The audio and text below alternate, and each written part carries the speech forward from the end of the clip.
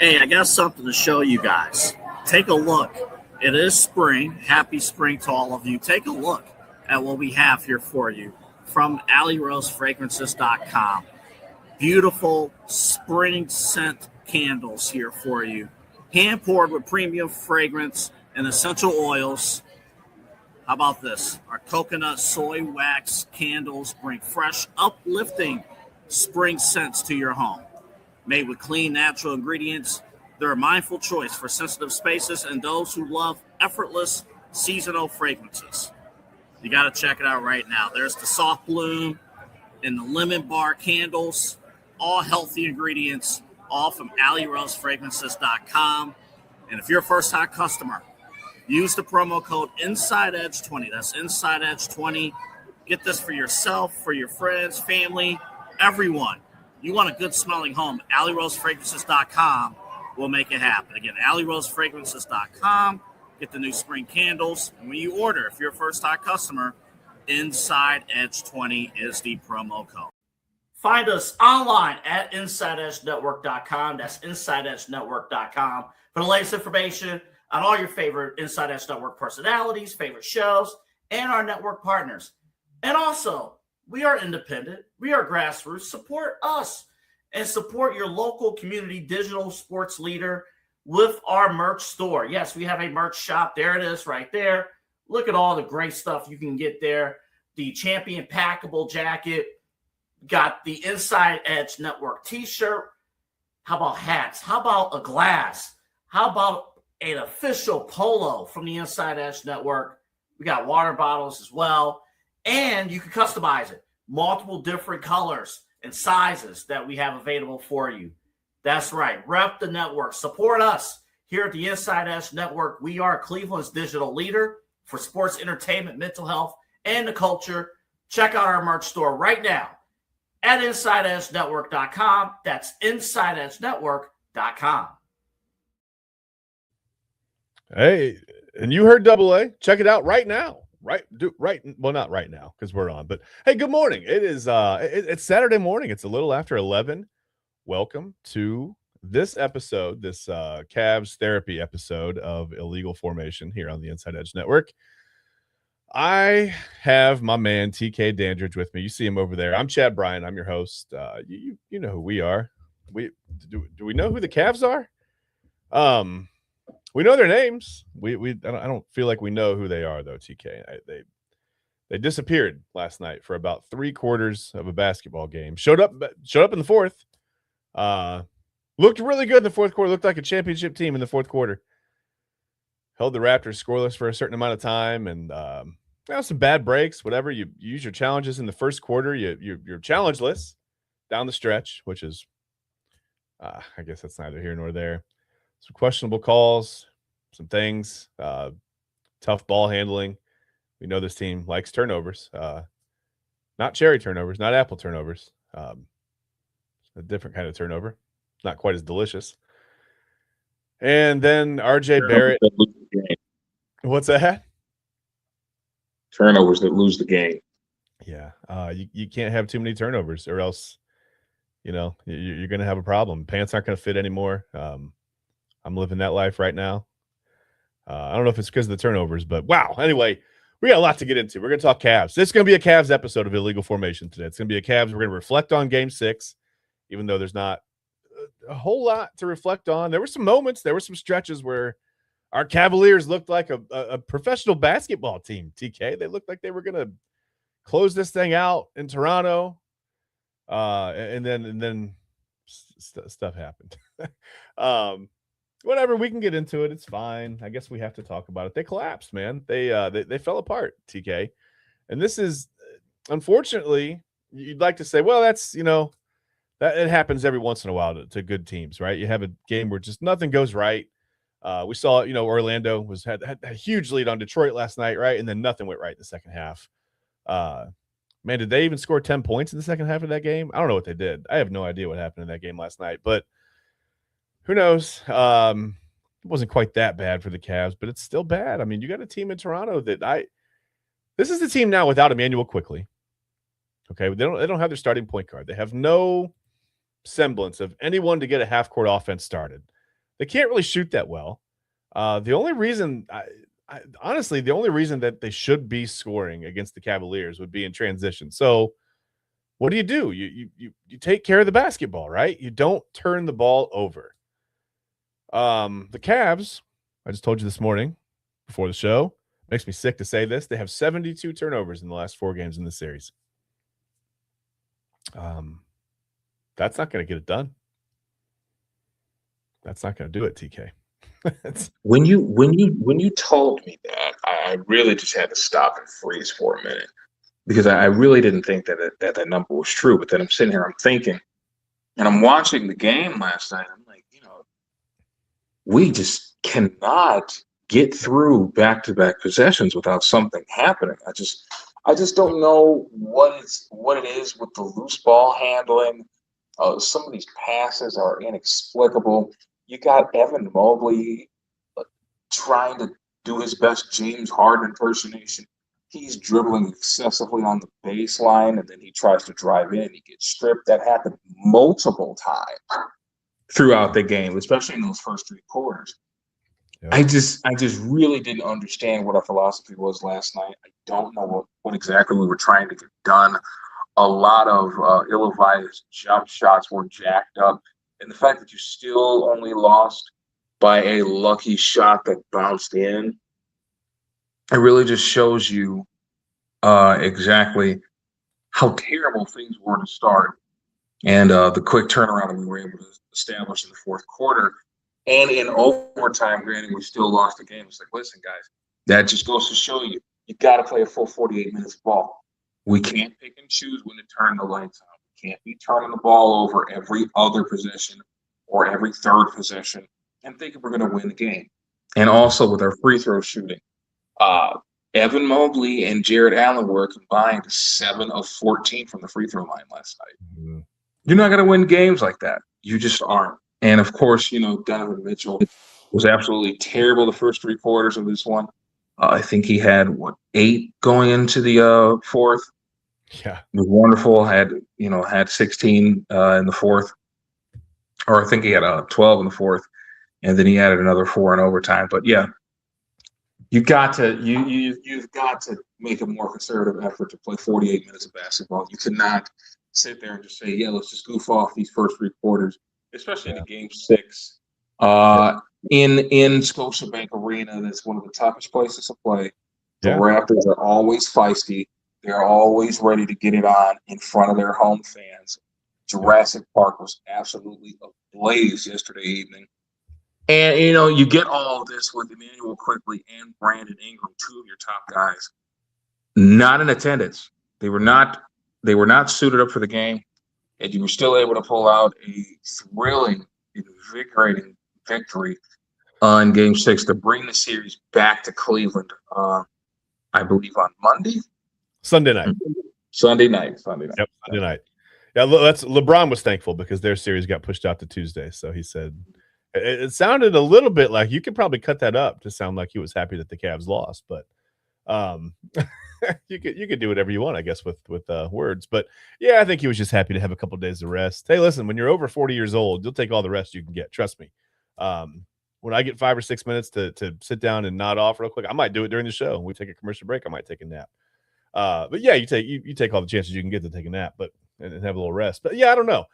Yeah, like you said, no Emmanuel Quickley, no Brandon Ingram, no real scoring threat in the half court game. They can't. They don't have their facilitator. They don't have the guy who distributes the ball. Their leading scorer in the regular season was gone. This is a shell of an NBA team, and they beat the Cavs last night in Game 6. And I get it. Toronto's a tough place to play. But this series should be over. If the Cavs would, and this is 2 games in a row now where they've completely lacked any defensive focus. Any defensive intensity, any defensive effort for 3 quarters of a game, and they've tried to turn it on in the fourth quarter now 2 games in a row. And listen, the 2 fourth quarters have gone well. I mean, you've seen the Cavs, and this is what I told you before the show. We talked about this. I said, listen, if this was a team that was beat up and guys were out, you had 3 starters missing, and they were running on fumes, and they had struggled their way to 48 wins or something in the regular season, and I'd be like, hey man, whatever. I'm kind of lightweight proud of this team. They're trying. They're doing whatever they can. But this is a team who's physically superior. The talent is superior. At all times now, they probably have the top 3, if not 4 players on the floor, almost at all times. At least when the starters are out there. I don't know about second team, but I mean, even Jared Allen was better last night. 14 points, 7 boards. He didn't look completely overwhelmed. I didn't see him like a lot of times. Sometimes he gets that like deer in the headlights look, where you can feel through the TV that he doesn't want the ball in his hands, right? It wasn't really necessarily that. I mean, Evan Mobley had a nice night. I thought he was more aggressive, 26 and 14. That he took the ball to the rack to tie it up at the end of regulation, and I was like, all right, like that's the Evan Mobley I want to see, right? Like not the ISO dribbles and dribbling up 16 seconds of the shot clock. Like get to the rack, right? Like, oh, I'm sorry, man. I think I cut you off. What did you say there? Right. I'm sorry. No, you're absolutely fine. I was definitely with everything that you were saying. The one thing that I wanted to get on is we talked about what we needed to do as far as being able to close out the series. And the biggest thing that we needed to do was to find a way to stop R.J. Barrett and Scott Barnes. R.J. Barrett, granted, he hit the big shot to end the game, was very inefficient, 8 of 21 from the floor, 4 of 12 from three-point range. We did a decent job on him. But Scott Barnes with another classic performance, 25 points, 14 assists, 7 rebounds. The fact that he had 14 assists last night. Listen, I don't even think it matters at this point whether or not Emmanuel Quigley suits up or whoever starts at the point guard position, whether it's Jamal Shed, whether it's Jacoby Walter. Scott Barnes has been absolutely brilliant this series, along with the help from 9th overall pick in this year's draft of Colin Murray Boyles. He's been absolutely sensational. Shooting damn near 70% from the field and averaging north of 15 points per game. He has been the absolute X factor. Picking up the slack for an injured Brandon Ingram. We were wondering what was wrong with Brandon. We weren't sure exactly what was going on. Turns out he re-aggravated that heel. I don't expect to see him in Game 7. But the way that's a painful injury, man. Especially contact points on the floor. I mean, when you play on hardwood, man, that's going to be tough. So yeah, that's absolutely too. Yep, absolutely. But I just thought Scott Barnes looked unstoppable. I really don't think we have an answer for him. I think we just might have to live and die with what Scott Barnes is going to bring to the table. Because if he's going to be doing that, it's like, all right, man, we're going to have to focus in on everybody else. The one guy that you really didn't want to find his shot in Jacoby Walter actually found his shot. He looked very good last night. He had 24 points. He had 4 triples with 7 of 13 from the floor. His defense has been absolutely exemplary in this playoffs. I think these last 4 games, he has had, I think, a total of, I want to say 13 steals, 12 or 13 steals. He had 3 in Game 4, 3 in Game 3, 3 in Game 4 as well. Had 4 in Game 5. So, I mean, he's just becoming a massive pickpocket out there. Definitely showing his worth as a perimeter defender for the Toronto Raptors. He's been absolutely incredible. There are a number of guys who can give a lot of flowers to this Raptors team. They have definitely adjusted to the point where they were able to take the series to the brink. And, hey, what did I tell you, man? I told you I was worried about this possibly going the length of the way. And, look, this is exactly what's happened. Granted, it was a lucky shot, man. It still went in. We still have to get funky Sunday night. So, well, I mean, hey, to hit lucky shots, you got to put yourself in the position to be able to be a lucky shot away from winning or tying or whatever. And that's where they were. Scotty Barnes looked like Magic Johnson last night, man. It was hard to. I mean, that's the thing about the defensive effort from the Cavs. I mean, they make a lot of teams and a lot of players look pretty stellar with that really probably. I mean, the Raptors, let's be honest, this shouldn't be going to Game 7. This should have been a 5-game series. No offense to the Raptors. Without your starting point guard for the entire series, No semblance of a half-court offense. I mean, you knew as the Cavs, all you had to do was take care of the basketball. Keep the Raptors out of the transition game. Don't let them score fast break points. 20 more last night. Don't let them don't turn the ball over. That's it, right? 18 more last night. Points off turnovers. 25 points off turnovers. Again, for the second game in a row, that is an entire quarter of basketball. You've given them a free, and I get it. It comes within the flow of the game. It's not whatever, but it's still 25 points off of turnovers. That's an entire quarter of scoring. Just quick in the transition game. Boom, off a turnover, get down, score, whatever. Pop a quick three, whatever, get to the rack easily, whatever, 3-on-1, something, whatever. It doesn't matter. The point is they're easy points. They're non-contested points. And to be able to turn it on like that, 9 block shots, by the way, last night for the Raptors, but to be able to turn it on like that shows me, for one, that the Cavs can do it. And I've said it before. I'll ask you when we come back from break, is this a conditioning issue for the Cavs? Is it just they just don't have enough in the tank to play basketball for 4 quarters? I mean, listen, this isn't LeBron, Kyrie, and Kevin Love out there, right? Like, you can't afford to have 2 bad quarters in the middle of a game, let alone the first 3 quarters, and then try to turn it on and we're down, 13, we're down 14, whatever.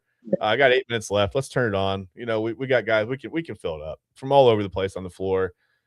This Cavs team isn't really built like that. Donovan Mitchell has exited the series. He played well last night late, but again, I mean, his game is getting the ball to the rim, right? That's his strength. His strength is driving, and they've got some guys. If he gets in trouble, he can kick it out. They've got a few guys that can hit some threes, but Donovan Mitchell's not even trying to get to the rim for the first, again, 75% of this basketball game. The last 2 games have been the same. He just hasn't tried to even really get in the lane. I get it's exhausting, right? It takes effort. It takes a lot of whatever to get the ball to the rim, especially when teams are literally focusing on denying you, from being able to do that. I get it. I understand that. But to not try for 3 quarters it's damn near malpractice. I'm frustrated, TK. I think they just want to know that we're not winning anything this year.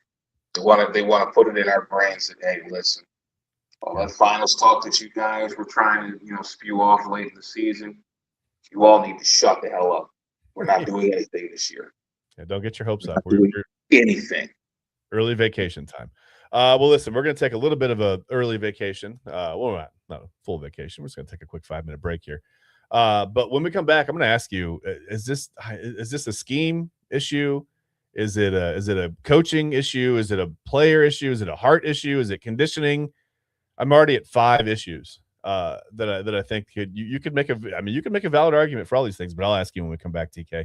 We're going to take a quick break here on the Inside Edge Network. Back in about 5.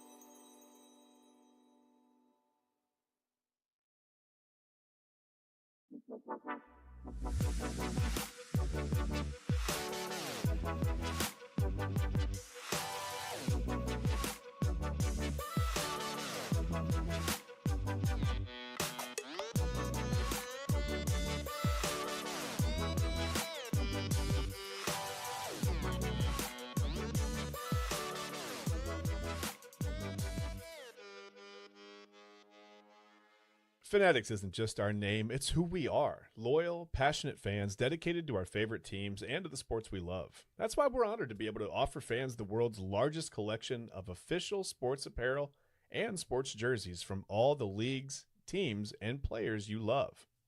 We feature a wide selection of gear from every league, including NFL, MLB, NBA, NHL, and NCAA merchandise, which allows us to serve fans of football, baseball, hockey, basketball, lacrosse, soccer, golf, and everything else that gets your heart pumping. Go to fanatics.com by using the QR code on your screen right now to celebrate your teams.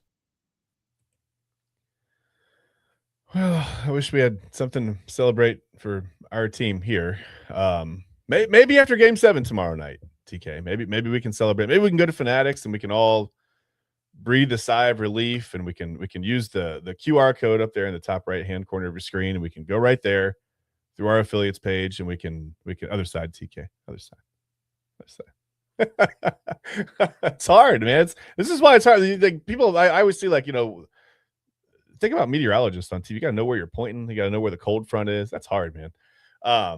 It's not easy, but it's also not easy to win this series for the Cavs, apparently. So this makes me wonder what the second round would look like if they're able to get past Toronto in Game 7. I mean, listen, the home team's won every game in this series. We know that.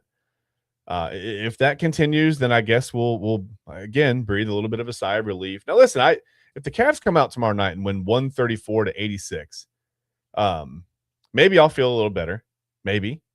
But then is it just more of the same in the second round? Is it waiting until the fourth quarter of Game 1 to turn on the defensive intensity? Are they tired? Are the legs just not under them? I mean, we've seen James Harden in the fourth quarter look like he's run a marathon and a half. And I get it. I'm not in shape either, man. I'm in my 40s. He's been in the league 17 years. Again, playoffs, 17 seasons in a row. That's hard. It's not easy. I get it. A ton of miles on the legs. You're whatever. But at some point, you have to get some guys in here that are going to be able to play basketball for 4 quarters. This can't be an excuse going forward. I mean, you've seen they're able to do it. So, TK, what do you think? I mean, is this a coaching issue? Are they holding back on playing defense? Are they not in shape to be able to play defense for 4 quarters? Do they have to concentrate so hard physically on scoring that they can't play defense for 4 quarters, or they disappear in the 4? I mean, what is the disconnect for the first 3 quarters of the game and the Cavs playing defense? I think the easiest way to put this is definitely a player issue. Whether or not you put those other aspects into it, you have to think to yourself, if it is a conditioning issue, it is on the players to make sure that they are conditioned throughout the week to play in such a battle. You already know the type of series that you are in, or that you are going to be in for the foreseeable future. It is your job to make sure that you are conditioned and ready to handle said series. So again, it goes back to the players. The coaches can only do so much. Kenny Atkinson was never known as a defensive guru to begin with in the first place. He was the guy that was brought in to help spring the offense, because with J.B. Bickerstaff, we had a problem with scoring points. It wasn't necessarily the defense when he was here. It was the scoring that was the biggest issue, and that's why Kenny Atkinson was the biggest hire here. So again, it's going to go back to the players every single time. You can't have key guys that are out of the rotation completely and still be having these types of lapses late in the games, throughout the game, for multiple games. It just can't happen. You don't have Emmanuel Quigley for damn near the entire series. Brandon Ingram has been a non-factor, and yet we are still going to a Game 7 in Cleveland. So that is the disconnect. The players are responsible for every last bit of it. I don't give a damn about Kenny Atkinson trying to look good in front of the media or trying to save his team's ass. We all know exactly what the problem is here. It is the players. Is James Harden turning the basketball over 8 times a game? Is Donovan Mitchell going 2 for 47 from downtown and still continuing to take those half-ass step-back jumpers from 28 feet plus out, especially when we don't need it? When he hoisted that long-ass 3 in the fourth quarter, I almost chucked my empty beer bottle at the damn TV. that made no sense whatsoever. It was completely wasted possession.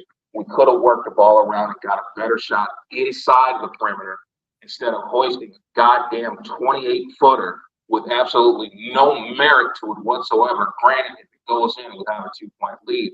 But at the same time, it was a contested shot from surplus 25 feet that did not need to happen. There was still 8 seconds left on the shot clock. I don't know why the hell he shot that.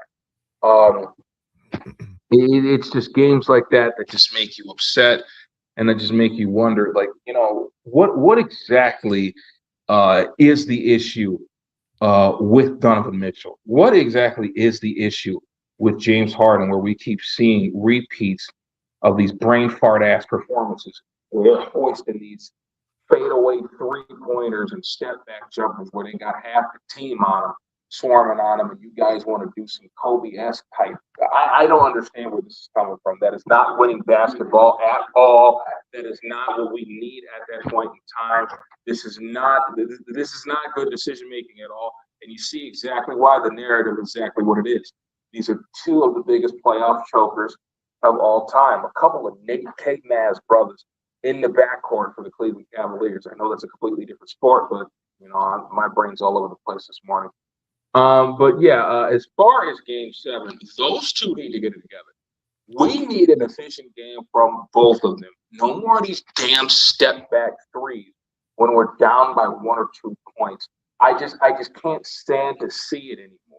It's terrible basketball. You dribble for 2/3 of the shot clock. You got the basketball with 17 seconds left in the shot clock. 4 seconds left in the shot clock. You still have the damn ball, and you haven't done anything yet. You're in the same spot. You got the same dude on you. What is going on here? There's no movement of the basketball. There is no construction of an offense whatsoever. And when we do get it, it's very minimal. It's like every 3rd or 4th possession, we see something that happens that actually makes sense. I don't know what to think about this team. I really don't. I don't either. And when Kenny Atkinson was hired, remember it was ball movement. It was offensive opportunity. It was, like you said, he's gonna develop Evan Mobley into the unicorn that Evan Mobley is destined to be. He's gonna give the Cavaliers offensive eye. It feels like the Cavs don't. And last night they did a little bit better. Like I said, Mobley was good last night. But it feels like in the rest of the series they've struggled to really even get the ball into the post. So that's the thing. Like if your backcourt's not working, right? If a team's taking away the backcourt and they're taking away backcourt scoring and they're taking away those driving lanes, this is where common sense dictates. When you have 2 of the best big men, or at least the one of the best big men combos in the NBA, you run the offense through the front court, right? Evan Mobley is talented enough, skilled enough, agile enough, tall enough, big enough to be able to carry this offense. And I told you, I think before we started the show, I can't remember if I said it during the show or not. What doesn't matter. He should be averaging 40 points this series. 15, 16 boards and maybe 7 or 8 assists. I mean, the offense should be going through Evan Mobley, and the Raptors don't have the personnel to stop him or really even slow him down. He should be able to be doing whatever he wants to do in this series. And he's shown stretches. He's had, flashes of time where he's looked really, really good. Looked good last night. Absolutely. And James Harden actually didn't even turn the ball over that much. 4 turnovers yesterday. So that's still bad. It's still pretty bad, but it's not as bad, right? It's not 12. It's not 15. I felt like the other night he had almost all the Cavs turnovers by himself. It's like every time he touched the ball, it slipped out. I made a joke before. I said, somebody like replaced their lotion with butter. I don't understand what's happening with the ball. They just can't hold on to the basketball. And I can remember, and this isn't the case in the NBA. The ball is the ball, right? I can remember in high school, you'd play all year with like a Spalding ball, right? And the Spalding basketball was like this, soft, kind of like spongy feeling ball. And then all of a sudden they'd switch over to the tournament and you'd go somewhere and they'd have a Wilson Jet. And the Wilson Jet was like this, like slippery piece of like leather, rock hard, like completely different basketball.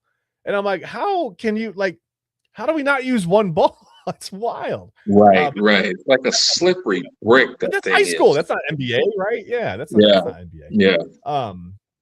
So that's not it. It's not the ball. It's the players, and it's not the coach. And listen, Kenny Atkinson can implement anything he wants on offense. But the fact is, like you said, when we're playing 17 to 20 seconds of ISO ball, this was the knock on LeBron when he was here, right? It's like, come on, man, with the ISO ball.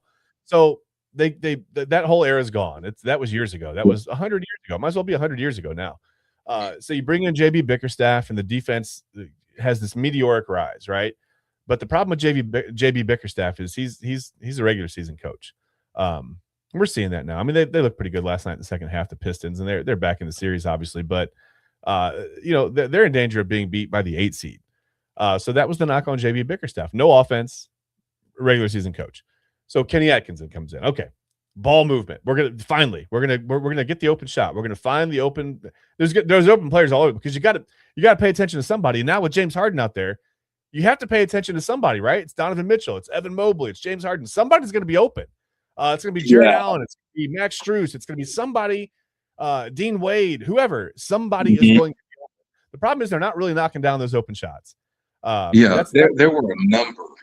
were a number of possessions in which Dean Wade and Sam Merrill were both open, and either James Harden or Donovan Mitchell had the rock, and they just completely bypassed him. Hey, look, I understand. At some points in time, you want to get some sort of a rhythm of offense without having to completely rely on the perimeter shot. But if your system is predicated on getting the correct shot, the open shot, then this should be in your mind. At this point, you should, for a guy like James Harden, who has some of the best court vision, some of the best peripheral vision in the NBA, you should be able to say, "Oh snap! I see Sammy over there in the corner. I see Dean over there on the right wing. I should be able to hit these guys at any given point and give them a chance for an open shot."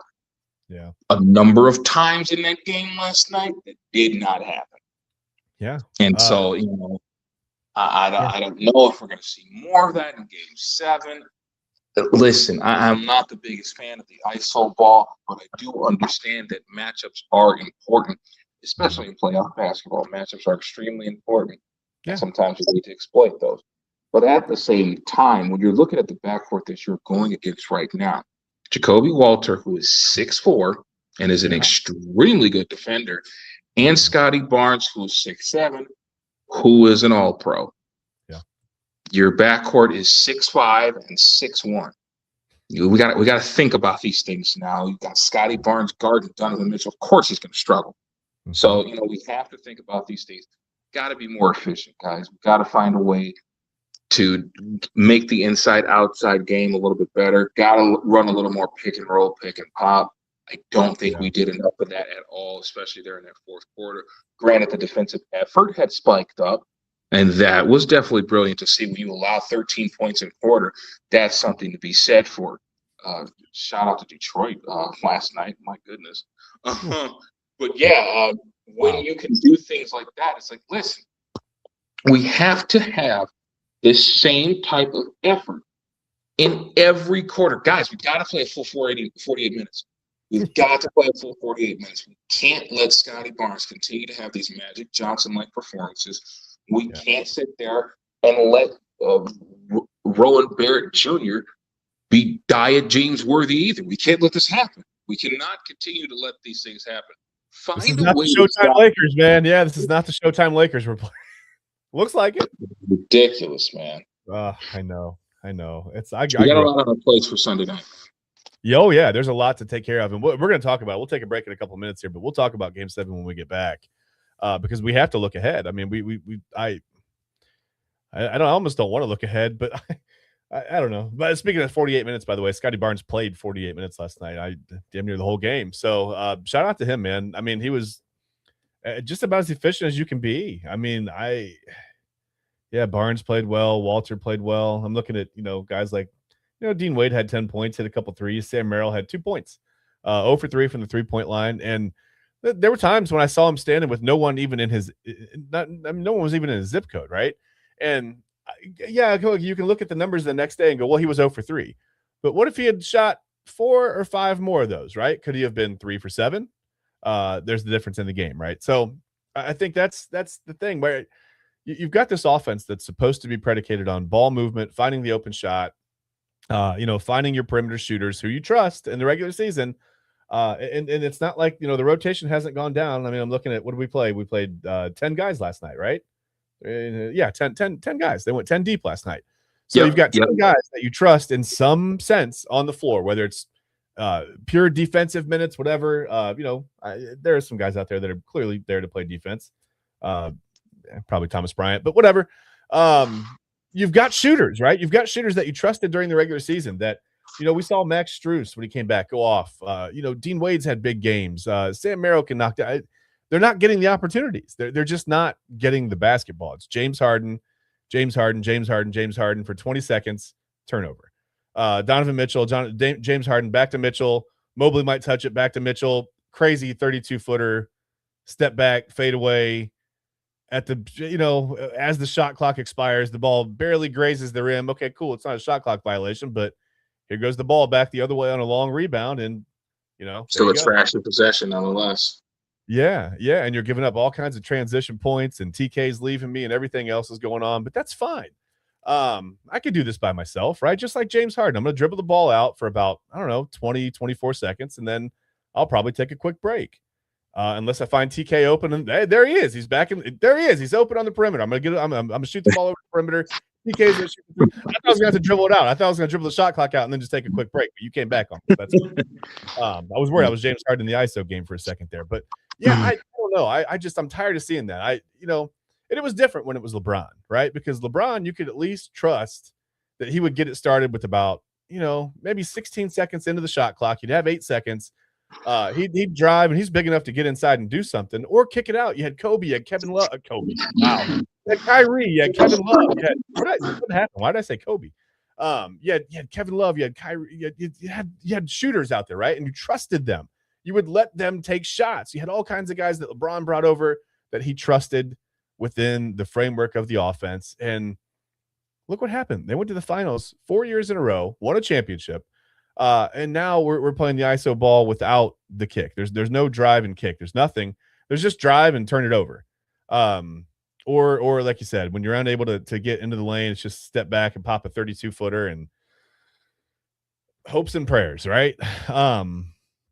It's frustrating to watch. It's frustrating to watch when that's not the way the offense is built. That's not what this offense is predicated upon. That's not what Kenny Atkinson was brought in for.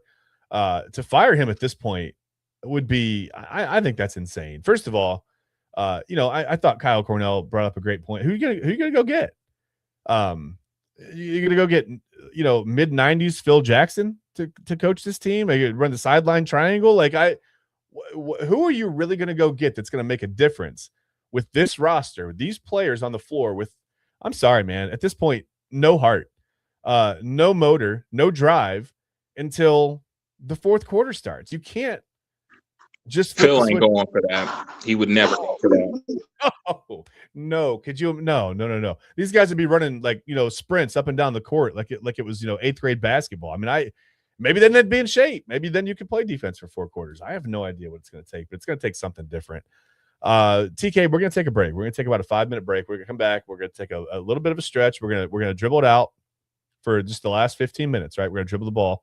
Forget the shot clock. We don't care about that. We're just going to shot clock violations are better than turnovers, I guess. No, it's the same thing. Never mind. We're going to take a break. We'll come back. We'll talk about Game 7. We'll talk about what the Cavs have to do. I don't know if Brandon Ingram is going to play in Game 7. Like you said, with the heel inflammation, I'd be very surprised to see him. If he's out there, I'd be surprised to see him be much of a factor. That's a painful injury, man. And we know Emmanuel Quickley's out. So, again, the Cavs should have the advantage in the half court on defense. It shouldn't be close. If you could just hang on to the basketball, right? Just move the ball around the perimeter and find an open shot. And when Evan Mobley flashes inside, let's get him the ball. He's big enough. He's talented enough. And gosh darn it, people no, it's not Stuart Smalley. I went back to the old SNL days for a second there. But yeah, this offense is good enough to score 125 points. The defense is good enough to hold the Raptors to 85 or 90. That's what we should be seeing in this series. We should be seeing 125 to 90. I mean, that should be the prevailing. Whatever. We just wanted to make it interesting, huh? I guess people say, well, it's scripted. It was this series was always supposed to go 7 games. Okay, maybe it is. I have no idea. Who knows anymore? Maybe. I mean, we saw the whole Emmanuel Clase thing shake out in front of us. There's been other things going on in the NBA. I mean, we know what's going on there. We don't have to, to bring that up, and we know that's the whole issue. So who knows? Maybe it is. Maybe it is. I have no idea. But right now, it leaves me with a lot of questions and not very many answers. We'll try to answer some of these questions when we get back in about 5 minutes here on the Inside Edge Network.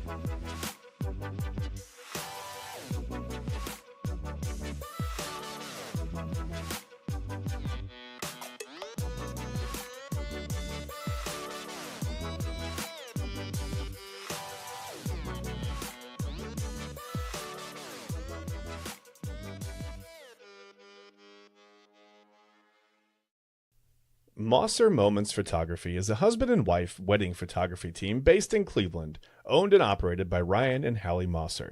For the past 10 years, they've captured more than 100 weddings across Northeast Ohio and beyond, always working together as a true two-person team.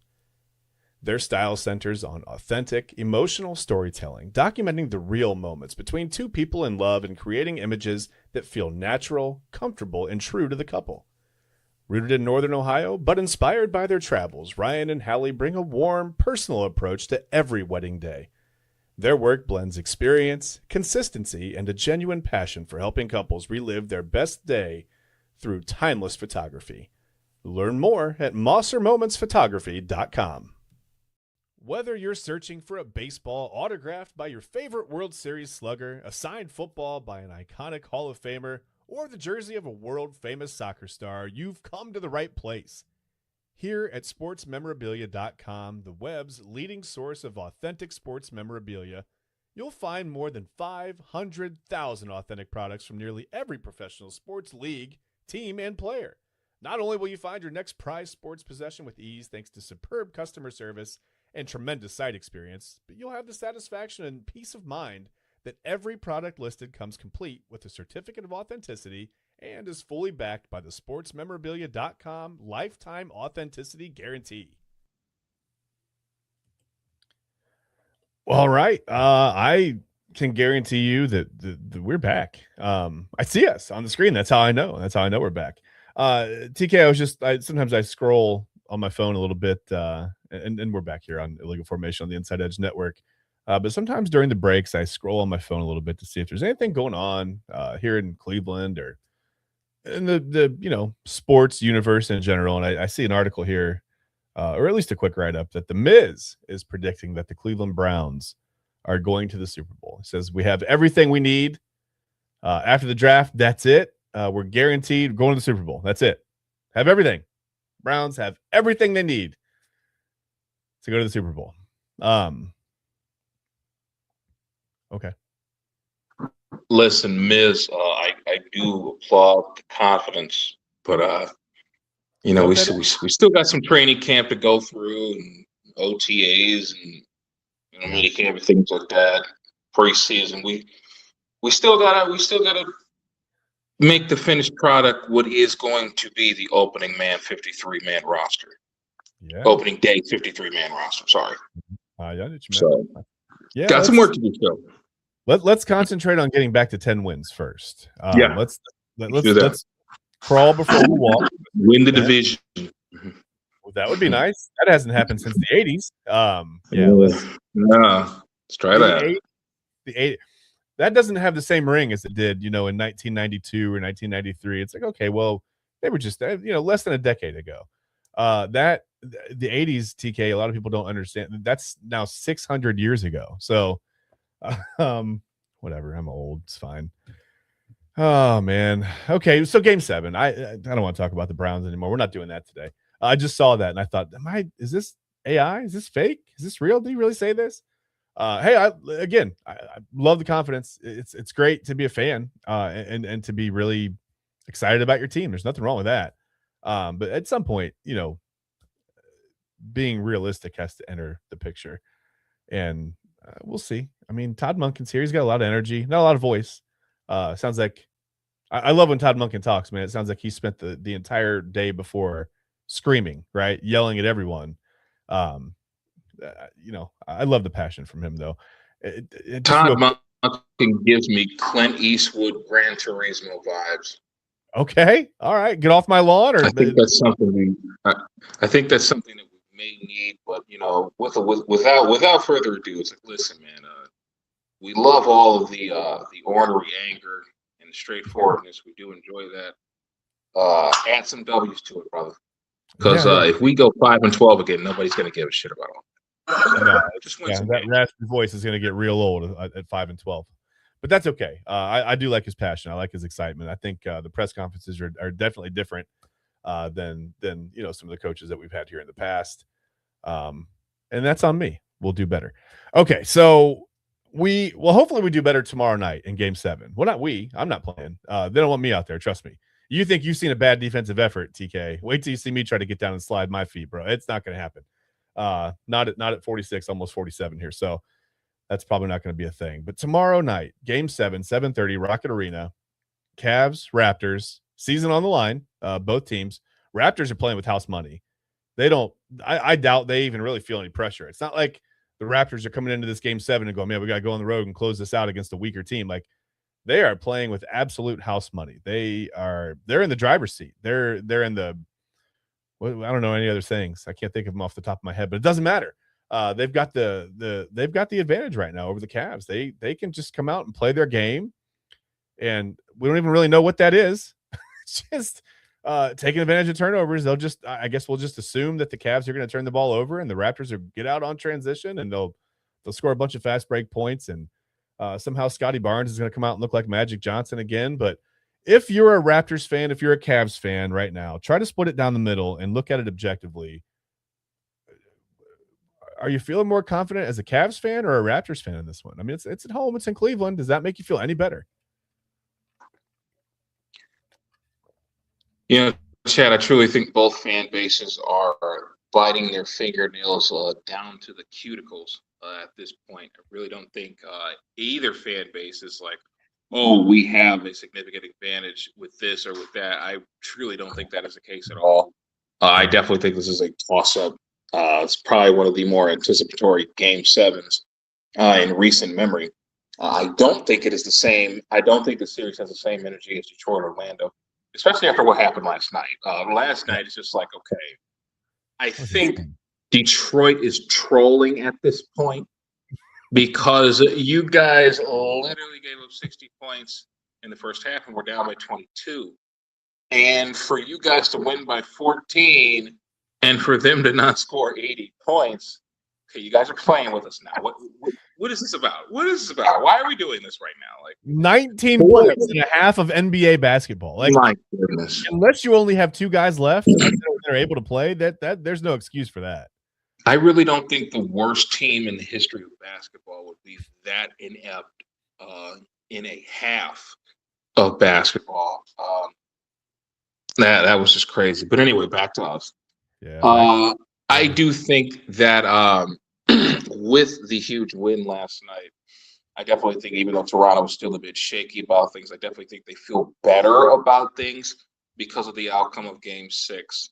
Due to the simple fact that they were able to tie the series, all definitely looked lost because the Cavs defense had definitely spiked up to an all-time high during that game. They were playing well in overtime as well. You got a lot of missed shots as well, but guys were definitely doing a solid job of staying in front and making good decisions defensively and challenging shots and, getting out on the break as well. Granted, we didn't get too much scoring out of that. When you hit a shot like that to force a Game 7, it just feels like momentum is definitely on your side. Now, it's going to be tough coming back to Rocket Mortgage Arena because, as you can see, both teams struggle immensely playing away from their home courts. So we'll see how that goes for the Toronto Raptors tomorrow night. Hopefully, it does work in our favor and we're able to pull it out. But at the same time, I definitely think both fan bases are at the edge of their seats. They really don't know what to expect tomorrow night. Yeah, especially our fan base. I think, first of all, the fans are whoever's going down to Rocket Arena.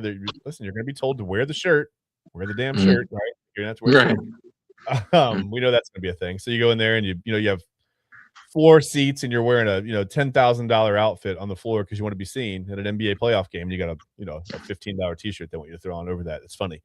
I get it. It looks cool on TV. It looks it looks great. But I understand the blowback on that too. So that's probably not going to be a factor in the game. But here I think are going to be a couple of factors in this game. You've got to be able to run the offense through the post at times. You have to be able to trust that Evan Mobley and Jarrett Allen are going to be Evan Mobley and Jarrett Allen from the regular season and not the lights too bright version of Jarrett Allen. And whatever you get from Evan Mobley sometimes. Last night was great. Last night was really good. But again, 26 points, 14 rebounds. And I feel like Mobley could be averaging 30, 35 points a game in this series. I joked when I said 40, but he really should be averaging 30 to 35 points a game in this series. I'm not saying we expect him out of that all through the finals. There are going to be teams that are going to challenge him down low. The Raptors shouldn't be one of those teams. I mean, you've got basically your best post defender that you've got to use to guards. I mean, you've got to put him in the backcourt. And TK does not agree with me on that. He's gonna leave. But that's okay. Again, we can't have anybody leave the stream mid-game. You can't play defense for 3 quarters and then turn it back on. And then you can't come back on me in the 4th quarter and play some defense, TK. No. Sorry, man. No, you're good. You're all good. You're all good, man. No, I was just saying you got to run the defense you got to run the offense through the post. You have to trust Jarrett Allen. You have to trust Evan Mobley. And we've got to get better. Listen, Donovan Mitchell has to get to the rim early.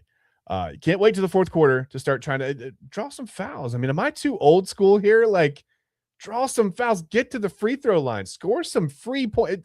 It is literally called the free throw line. It's the charity stripe. It's called those things for a reason. The other team has donated. You know what, points. Chad? These young, these young cats will have you thinking you're ancient just because you have logic of what the game is. It's like, you guys are hoisting up all these triples. They're not falling down. Like, guys, like, take the ball to the rack. Let's get some contact.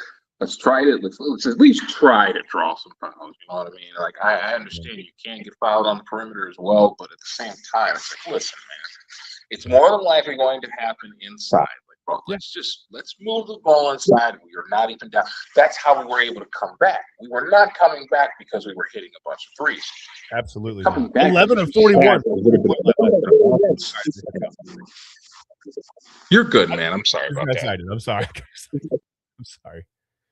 Oh, now he left. See, I made him mad. No, 11 of 41 from the three-point line. 26% from the three-point line isn't going to cut it for this team. You can't just keep, like you said, you can't keep jacking up threes. You can't do it. It's not going to work. It's not going to. If that's what they try to do tomorrow night, Game 7 is going to go very, very poorly. And well, there you are. No, I don't know if you heard me or not. I just said 26% from the three-point line is not going to cut it. TK 11 of 41 last night. But they just keep shooting. They keep shooting. And they're not even good shots. It's not like you're getting good open threes and they're just, they're rimming out and not going down. I mean, we got guys throwing up some wild 35, 38 footers at this is not the offense. This is not what the offense. It was a mess. It was an absolute mess, man. And can they please, TK, one game? This is it. One game for the season. Can you please, Cavaliers, play 4 quarters of defense? Is that a thing? Can we do that tomorrow night? Hopefully. So in your mind, what's the key to tomorrow night? I think it's running the offense through the post, getting Evan Mobley involved, moving Jared Allen around. Remember when James Harden used to find Jared Allen like every other trip down the floor, and it was beautiful, and there were alley-oops, and they were like, it was nice, right? It was like it was a semblance of what we thought the offense was going to look like in the playoffs. I thought that was nice. But what are your keys? Give me just 1 or 2 quick keys on how the Cavs should be able to win this game easily, but how do they win Game 7 tomorrow night? All right, my keys to the game. First and foremost, stop turning the ball over. Way too much ISO and hero ball being played only to be shut off and to make a terrible play in the end. I need ball movement. Guys need to be involved early and often. I do not care about James Harden trying to turn back the clock to 2016 because remember he got to the Western Conference Finals and lost then. So please, we really don't need you to try to flashback right now. We need you to make the right decision and make the right decision often. Nextly, we need to stop everyone else on the Toronto Raptors not named Rohit Barrett Jr. and Scott Barnes. Because it's apparent that we can't do it. It's apparent we cannot stop those two guys. Even when RJ Barrett has a terrible game, he ends up hitting the shot to win the game to force the Game 7. Anytime that Scotty Barnes has the basketball, like you said, he looks like Diet freaking Magic Johnson, and it is just sickening to this point. So there is just, listen, anyone not named Scotty Barnes or RJ Barrett, you have got to lock them up because you think, look at the overall stat line from Scotty Barnes his last couple of games. Those assist numbers are absolutely ridiculous. He had 11 dimes in Game 5 and then followed it up with 14 in Game 6. Yep. So that means that he's getting contributions from other players as well. Granted, two of their top guys are not in attendance, so you have to make the defensive effort universal. And don't even worry about Scotty and RJ. Whoever's on them, they're just going to have to get cooked. No more doubles, no more triples, none of that. You're just going to have to get your ass deep fried. And third and most importantly, you have got to make your free throws. Now, we got our big guys missing free throws. I don't need my guards missing free throws as well. Guys, get to the free throw line. Make it happen. This is a Game 7. We cannot have these easy misses in this game. We've got to make our free throws. Those are my keys to the game. I think it's very simple. Do not turn the ball over. Shut everyone down, not name Scotty Barnes and RJ Barrett. Make your goddamn free throws. Pretty easy to me. It's simple basketball. It's just moving the ball around, finding the open shot, making free throws. And again, like you said, you're okay, fine. Scotty Barnes, RJ Barrett, they're going to get their points. that's fine. It's much the same way I've talked about. If you move on, and if the Pistons are the matchup in round 2, I think you can absorb 30 or 40 points from Cade Cunningham as long as you don't, let anybody else go off, and that's fine.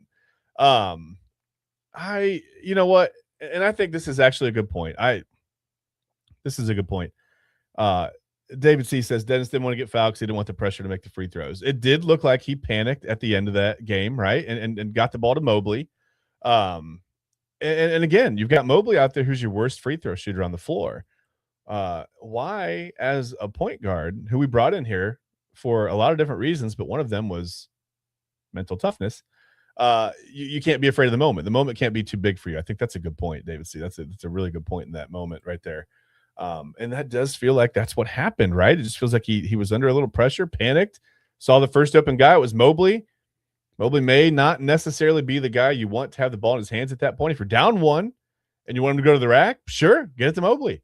But if you're trying to really strange thing, sorry to cut you off, man. The really strange thing about that Schroeder possession when he got it to Mobley was that he had already advanced the ball past the half court line. Yeah. So I really don't understand what was the rush to get rid of the basketball in the first place. It's like, dude, you already made it past the line. You didn't get the 8-second call. You're already in the forecourt. Just hold on to the ball and force them to make a decision. Don't force yourself to make a decision in a day. Right. You weren't under the pressure there. You put yourself under that pressure. Yeah. I think David exactly. I think he just didn't want the ball in his hands. I don't think he wanted to shoot the free throws there. Which it turned out way worse than that. Should have just held on the ball. But yeah, 70% from the free throw line for the Cavs, 19 of 27. If they shoot 80%, they win the game. Probably doesn't even go to overtime. So, yeah, there are a lot of things that they can fix. Like you said, don't turn the ball over. Let's get back. Kenny Atkinson came from Golden State. This was what we were excited about when they hired Kenny, right? The ball movement, finding the open shot, opportunistic offense.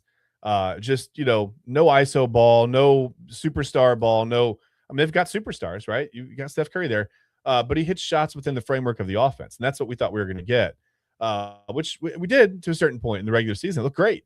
But then the playoffs come around and all that goes away. So we've got to get back to that. And it's tough to say, hey, we're going to completely change our philosophy in game 7. But the difference is this philosophy, what we're doing now, isn't working. So I think it's not like, well, we should, and yeah, they probably should have won the game last night, playing even as poorly as they played, they should have won. But you got to remember the Raptors, like we said, they don't have Emmanuel Quickly. They don't have Brandon Ingram. As you advance through the playoffs, if they're able to win game 7 tomorrow night at Rocket Arena, you're not going to be able to continue to play this way and expect these series to go 6 or 7 games. I mean, if you run into the Celtics or the Knicks or even the Magic, hell, at this point, the Magic, that series is 5 games. I mean, they're going to run you over unless Orlando completely best case scenario, gentlemen sweep. Yeah, yeah.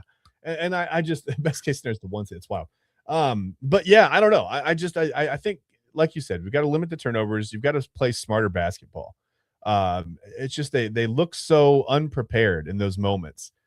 With Schroeder passing the ball to Mobley, it's just mentally, physically unprepared. And I know that can be on coaching. I get it. And people say, well, we got to fire Kenny Atkinson if they lose in the first round. I don't think that's true. But unfortunately, TK, I think Kenny Atkinson might be he might be the pilot of a little bit of a rebuild here if they do lose in the first round. If they lose tomorrow night, I don't know if a lot of guys are going to be back, man. I don't know who it's going to be. I don't know what they're going to do, but they're going to have a whole lot of questions on this roster. And I think some of the answers we may not like as Cavs fans, to be perfectly honest with you. I'm not even going to try to make a prediction because I don't know who this team is. I just don't know. So we'll just watch. Game 7's tomorrow night, Rocket Arena, 7:30 is the tip. We'll just watch and hope for the best, I guess. That's all we can do. That's all we got. So TK, do you have anything else to say? This is our last episode of Illegal Formation together, man. We're moving away from the weekend format. I think a little bit on the station. We're gonna have some weekend stuff going on, but trying to focus on the weekday, Monday through Friday, kind of the grind, right? So man, absolutely. I want to say it's been a ton of fun. Well, you'll still be on our shows. you're going to make appearances all throughout the network all week. So you'll be on, prime time with Eli and I, trying to work out something to maybe get you on Tuesdays with TK Tuesdays, something like that. So be prepared to stay up late on Tuesday. It's going to be a thing. But any final thoughts before we get out of here? Any encouragement for James Harden to not dribble the ball for 94 seconds of the shot clock, and anything to say about the Cavs or anything at all on your mind before we get out of here? Gentlemen, please don't lose this game. Do not do yourselves in. Do not be the reason why we are not advancing to the next round. Just please take care of business. We know you guys can do it. And my phone just died. Later. Fuck it. I can't find his ass. Phone's dying. Fuck it. All right. Hadn't quite died yet, but that's okay. Okay, he's at 1%. We're all at 1%. I think Cavs fans are at 1% with everything that's going on right now. So tomorrow night, like I said, 7:30, Game 7, Rocket Arena. That's gonna be it for us. We're gonna get out of here. We're gonna hear from one of our sponsors, Dubby. We're gonna hear from our program director, Double A, before we get out of here. But thank you guys for tuning in. Quite literally, we can't do it without you. Please remember, Inside EdgeNet, at Inside EdgeNet on all the socials. Follow, like, subscribe. That helps us. As Double A told you, we're grassroots. We're building everything from the ground up. We appreciate you. You're tuning in with us, even though sometimes Cleveland sports can be a little bit frustrating. Sometimes it's nice to have a forum like this to get some stuff off of our chest. So we appreciate you being here with us, and we're going to hope for the best tomorrow night in Game 7. All right, guys. Like I said, we're going to get out of here. We're going to hear from Dubby. We'll hear from Double A, and then we are out of here. All kinds of programming all throughout the week on the Inside Edge Network. We appreciate you supporting us, and we will be back with you soon. All right, guys. Thanks. Clean energy, bold flavors, no jitters. See why people won't shut up about Dubby. Clean energy, no jitters or crash. Helps you lock in and focus. Over 15 absolute fire flavors to choose from. Visit Dubby.gg and use promo code InsideEdge10. And we thank you for your support of the Inside Edge Network. And don't miss my show, Midnight Run, right here on the Inside Edge Network. You won't miss a single episode when you like and subscribe at Inside Edge Net.